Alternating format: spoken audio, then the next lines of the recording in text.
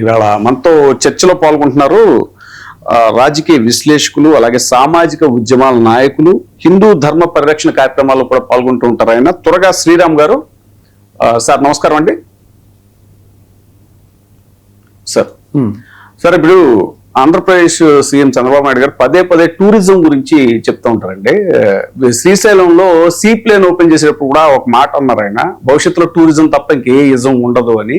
So అలాగే tourism గురించి పదే పదే ఆయన చెప్తూ ఉంటారు. ఇప్పుడు తాజాగా మద్యం మనం చూస్తున్నాం, మద్యం ఏర్లై పారుతోంది, బెల్ట్ షాపులు అవి ఇవి ఇవన్నీ కూడా. ఇప్పుడు అది కాకుండా బీచ్ల్లో కూడా బార్లు పెట్టాలి అనేటువంటిది ప్లాన్ చేశారు. అది బీచ్ షాక్స్ అనే పేరుతోటి. సో దాని మీద ఇప్పుడు తాజాగా చాలా తీవ్రమైనటువంటి నిరసనలు ఐద్వా ఆధ్వర్యంలో కూడా చాలా నిరసన కార్యక్రమాలు అవన్నీ కూడా జరుగుతున్నాయి విశాఖపట్నం. అక్కడ గోవా టూరిజం మోడల్ ని తీసుకుని చేయాలి అనేటువంటిది ఒక ప్లాన్ కింద చెప్తున్నారు. ఈ సందర్భంగా వస్తుంది ఏంటంటే మద్యం సముద్రం కలిస్తే ఒక ప్రమాదకరమైన కలయిక అది అని చెప్పేసి కూడా చెప్తున్నారు. సార్ దీని మీద అసలు ఆయన దగ్గరికి వెళ్లే ముందు ఒకసారి అంటే ఏది ఇందాక అదొక యజం ఏ యజం ఉండదు భవిష్యత్తులో, టూరిజం తప్ప ఏ యజం ఉండదు. ఆయనకి ఒక్కొక్క సందర్భాన్ని బట్టి ఒక్కొక్క యజం ఉంటుంది. కమ్యూనిస్టులు కూడా దాని మీద పెద్ద. అందుకని ఆయన యజాల గురించి చెప్పాలంటే నాలుగుపై నేషనలిజం, పలుకుల్లో పేట్రియాటిజం, ఆచరణలో ఆపర్చునిజం, ఇదే చంద్రబాబు గారి యజం. సో ఆ ఇజాలలో ఉన్న నిజాలు ఏంటి అనేది డిస్కస్ చేస్తే సబ్జెక్ట్ పరంగా ఒక్కొక్కసారి ఒక్కో నిజం బయటపడుతూ ఉంటుంది. ఎందుకంటే ఇటీవల కాలంలో ఆయన చాలా ఆశ్చర్యకరమైనటువంటి రీతిలో హిందూయిజం గురించి, సనాతన ధర్మం గురించి ఆయన ఎక్కువగా మాట్లాడటం మొదలు పెట్టారు. మరి సరే ఆహ్వానించదగిన పరిణామం. మరి సనాతన ధర్మం, మా ఇంట్లో వెంకటేశ్వర విగ్రహాలు ఉంటాయి, లేకపోతే ఇది ఉంటాయి అది ఉంటాయి మాట్లాడే వీళ్ళందరూ కూడా ఇప్పుడు మరీ అత్యంత దారుణంగా ఏంటంటే అసలు అక్కడ విశాఖపట్నం అనే కాదు, ఒక ఆంధ్రప్రదేశ్కే మొత్తానికి కూడా చెప్పాలంటే ఇది ఒక ఆధ్యాత్మికమైనటువంటి క్షేత్రం. ఇది ప్రతి చోట ఏ కార్నర్లో చూసినా కూడా సుదీర్ఘమైనటువంటి చరిత్ర, సంస్కృతి ఇక్కడ ఉట్టి పడుతూ ఉంటుంది ఆంధ్రప్రదేశ్లో.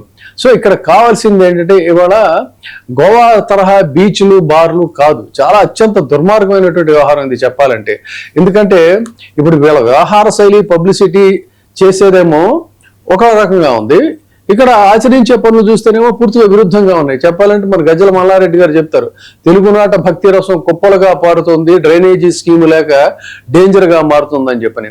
సో ఇప్పుడు వీళ్ళ స్కీములను ఇవన్నీ చూస్తే ఎంత డేంజర్ అంటే, మీకు ఏ జిల్లా తీసుకోండి, పోనీ విశాఖపట్నాన్ని తీసుకుందాం.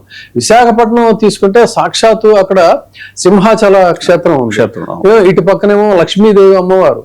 అట్లా ఇటు చూసిన ప్రతి చోట కూడా ఆ ఆధ్యాత్మిక శోభ, పరిమాణాలు అవన్నీ ఇదవుతూ ఉంటాయి. ఆ సముద్రుడి గర్భం నుంచి అయితే చూసుకున్నట్టయితే ఎన్నో రకాలైనటువంటి ఇవి వస్తూ ఉంటాయి. అలాంటి చోట ఇవాళ పూర్తిగా ఆ అందమైనటువంటి పర్యావరణాన్ని, ఆ పవిత్రమైనటువంటి ప్రదేశాన్ని, వాటన్నిటిని కూడా పూర్తిగా ధ్వంసం చేసి సంపద సృష్టిస్తామంటే ఇదే ఇంత దారుణంగా సంస్కృతిని నాశనం చేసి మొత్తం సంప్రదాయాలని తొంగలోకి తొక్కి ఇవాళ పాశ్చాత్య సంస్కృతిని, విదేశీ పోకడలని, హింసకి మత్తెక్కిన మత్తేభాల్లాగా ఆ ఒడ్డున చేస్తామంటే ఇది పర్యాటక అభివృద్ధి అనుకోవాలా, ఇది సామాజికమైనటువంటి అభివృద్ధి అనుకుంటామా, లేకపోతే ఇది ఒక ప్రమాదకరమైనటువంటి పరిస్థితుల కొత్త ఎక్సర్సైజ్ పాలసీ తీసుకొచ్చిన చెప్పింది ఏంటంటే గోవా మోడల్ తరహాలో బీచ్ ఏంటది బీచ్ షాక్స్ అని చెప్పని ఒక పెద్ద షాక్ ఇచ్చినటువంటి పరిస్థితి.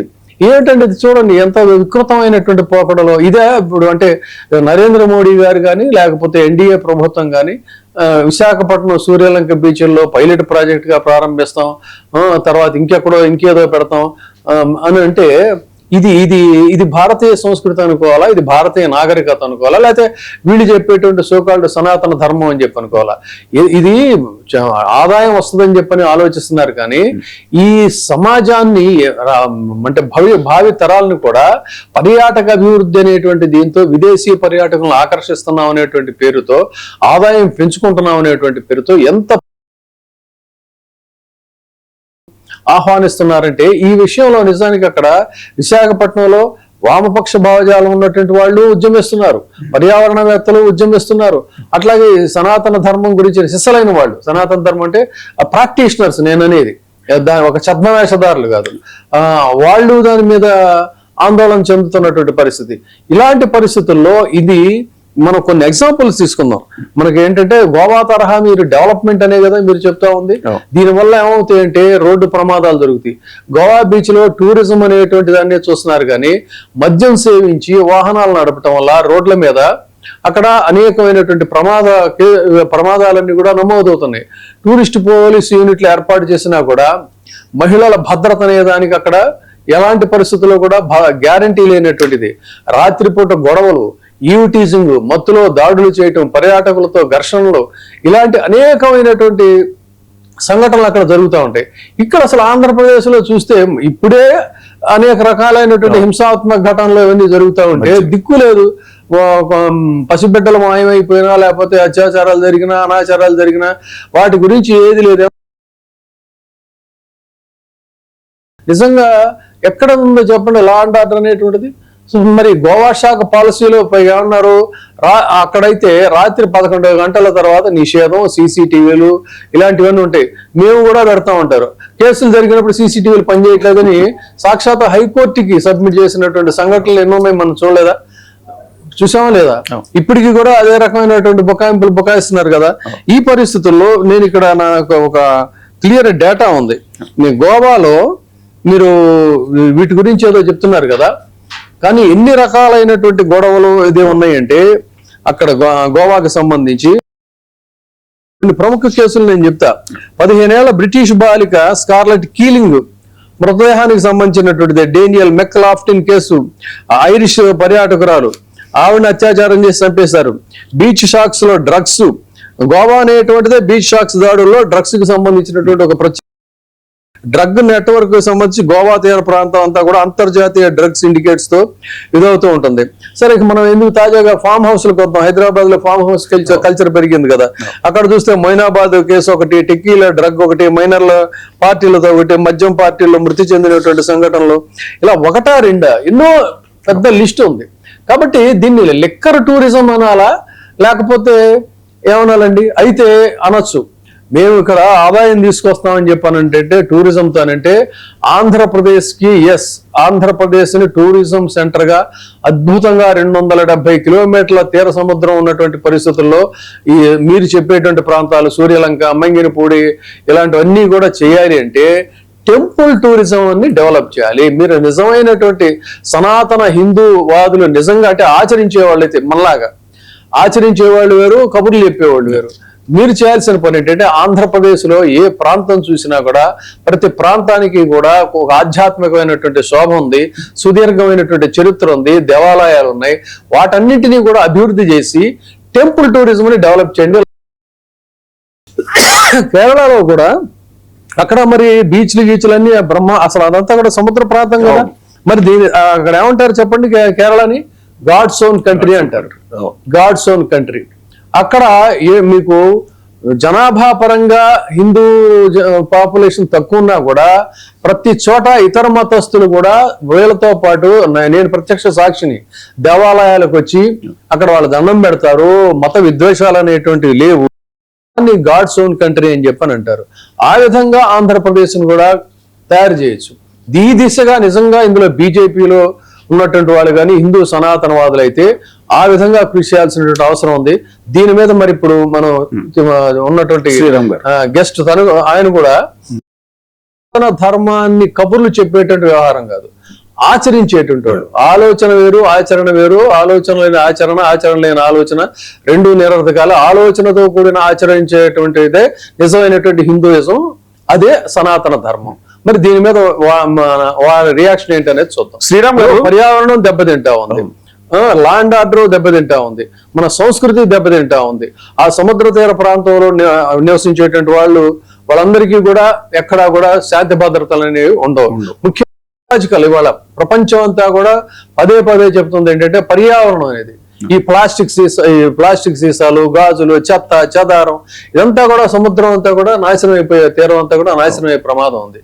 So this is my opinion. Sriram గారు, కుటుంబ పర్యాటక కేంద్రాలుగా ఉన్నటువంటి బీచ్ల్ని ఇలా మద్యం కేంద్రాలుగా మార్చడం, ఇది భవిష్యత్తులో ఎలాంటి ప్రమాదాలకు దారితీస్తుంది? ఎలా ఈ పోకడలను ఎలా చూడాలి? వాయిస్ అండి మ్యూట్ లో ఉంది. మీ వాయిస్ మ్యూట్ లో ఉంది. వస్తుంది, ఇప్పుడు వస్తుందండి. ఓకే సార్, వస్తుందా వాయిస్? ఓకే. యా. ఇప్పుడు ఇది ఎట్టి పరిస్థితుల్లోనూ యాక్సెప్టబుల్ కాదు. కూటమి ప్రభుత్వంలో ఈ మధ్య కాలంలో అందరూ హిందుత్వ గురించి మాట్లాడుతున్నారు, సంతోషం. ఉప ముఖ్యమంత్రి పవన్ కళ్యాణ్ గారు కూడా సనాతన, నేను అన్కాంప్రమైజ్డ్ సనాతన అన్నారు. అయితే ఇప్పుడు ఇప్పుడు బీచ్ షాక్స్ కాదు, ఇది హిందువులందరికీ షాక్ అండి. ఇప్పుడు మొత్తం వీళ్ళు తీసుకొచ్చిన ఈ విధానం ఏదైతే ఉందో ఈ బీచ్ షాక్స్ కాదు, హిందువులందరికీ షాక్. ఎందుకంటే హిందువులందరూ కూడా సముద్రాన్ని అదేదో ఒక పర్యాటక ప్రాంతంగా చూడరండి. సముద్రుడు అంటారు, సముద్రుడు అని దేవుడు.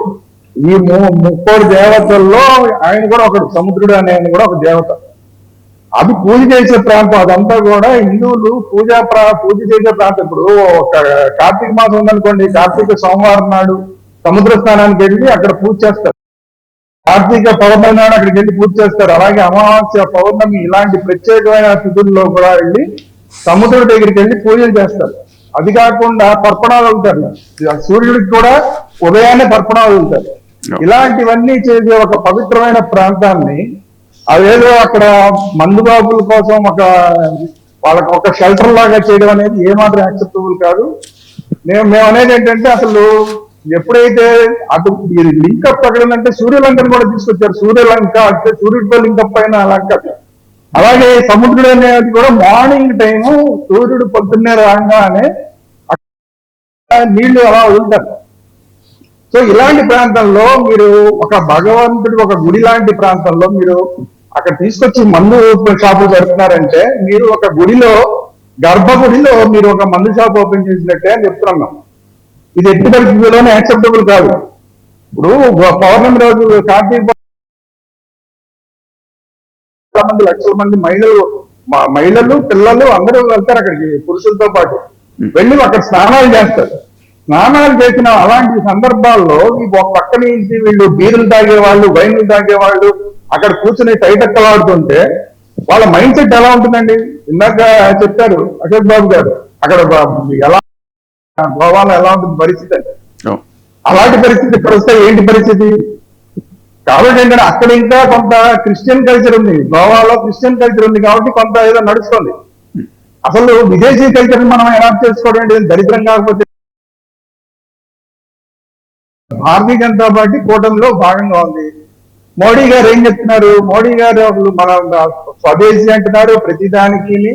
మన యొక్క ఇది అడాప్ట్ చేసుకోమని, మన ఏదైతే పొద్దున్నే మనం యోగా చేస్తామో యోగా లాంటి దాన్ని ప్రపంచవ్యాప్తంగా తీసుకెళ్లి మన దేశాన్ని సంస్కృతిగా ఆయన అమలు చేస్తుంటే, ఆయన ప్రచారం చేస్తుంటే, విదేశీ సంస్కృతిని తీసుకొచ్చి ఈ ప్రాంతంలో మీరు అడాప్ట్ చేసుకుంటానంటారు ఏంటి అసలు?